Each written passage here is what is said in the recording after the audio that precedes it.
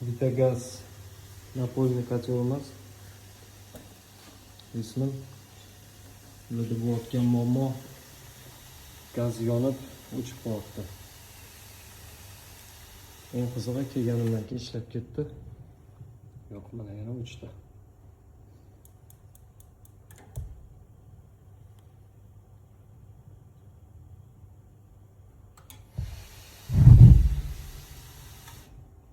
Mana shunaqa holat bo'lyapti.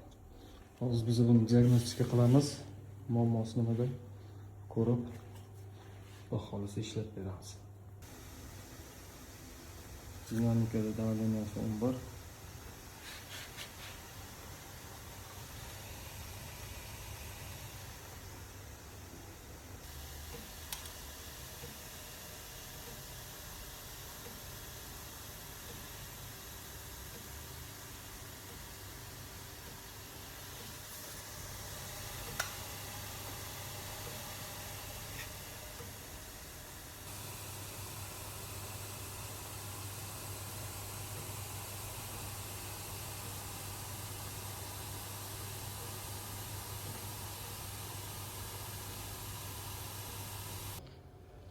Xudo xolisa ishimiz bitdi. Bizda qilingan ishlar gaz va armatura полный чистка qilindi. Настройкалар hammasi joyida. Komanda beramiz.